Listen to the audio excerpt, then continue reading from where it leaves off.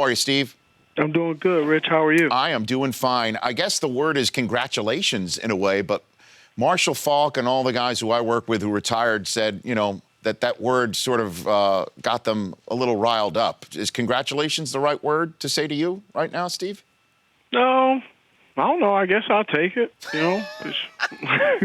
It's better than screw you, so I'll take that. Now, you say that as if you've heard that one before, Steve. Oh, absolutely. I've heard it, So why now? Why now, Steve?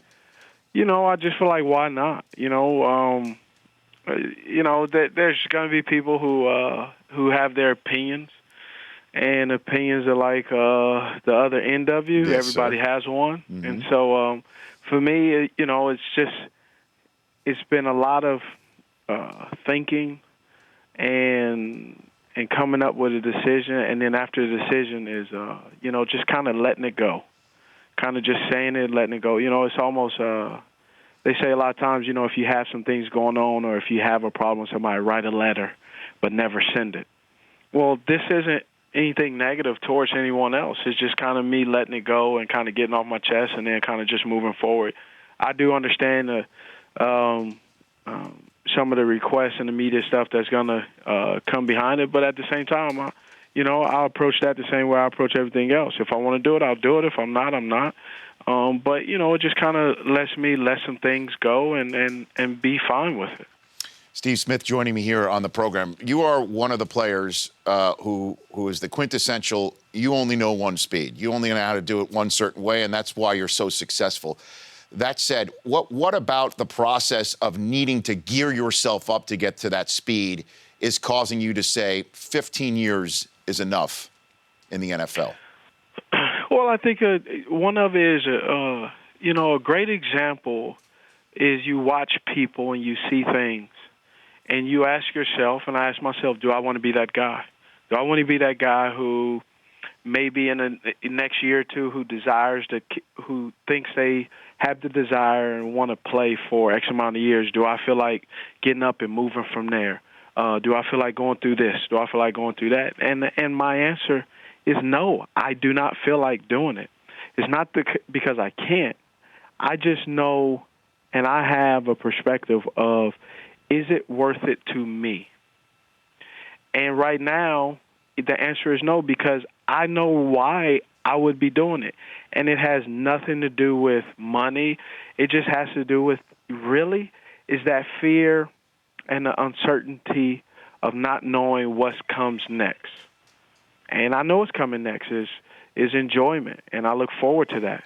Somebody asked me, what does it look like? Man, when you run a route, you know what you're running it.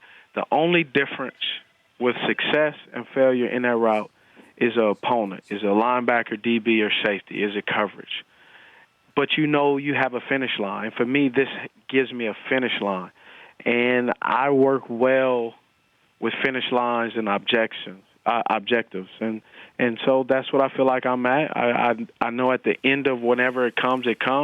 But I also didn't want to be one of those guys where I played, and if it didn't go right, then you go, well, I'm retiring. They go, oh, did he quit because of this?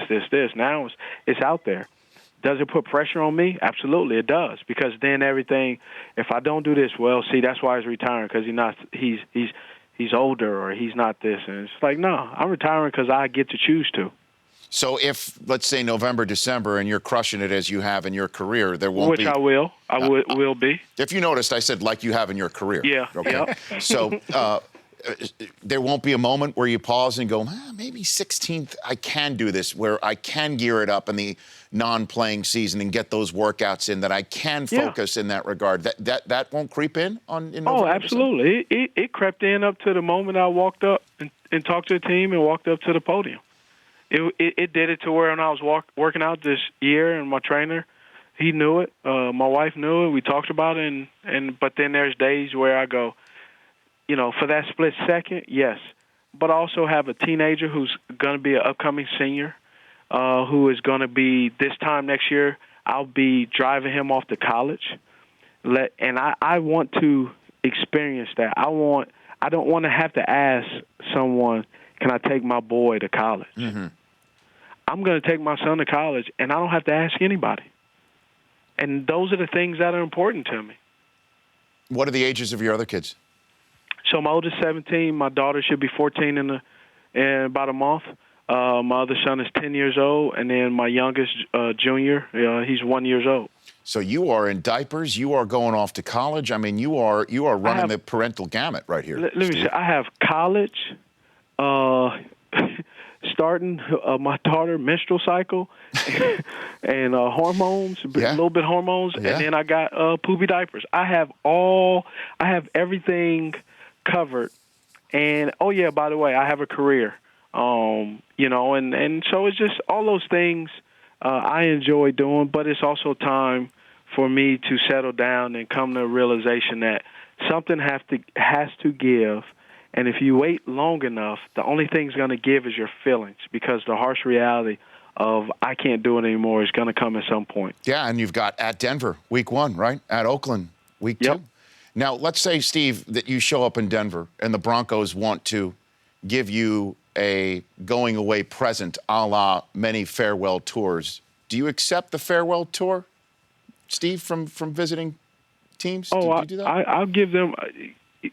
It'll be a farewell tour for me, but let me be very clear. I will wound, damage, and puncture a lot of people on my way out. So I sort of wondered, because one of my colleagues here on the set feels that farewell tours, like ones that Jeter or Mariano Rivera went on, but he's also a Red Sox fan, thinks that that's, making it about the athlete more than about anything else. Where do you stand on the concept of farewell tours, Steve Smith? I said I got all. Let me tell you something. I'm playing with house money. You know it's dangerous when you're playing with house money? You don't have no regard. So you're go ahead. I'm all in. I'm all in with your money. And you know what they say when you're playing with other people's money? You just be reckless. You do stupid things with it. That's what I'm gonna do. So house money. So you're particularly dangerous this year, is what you're saying, Steve. Yes, sir. Put the women and children to bed. It's not gonna be a good night.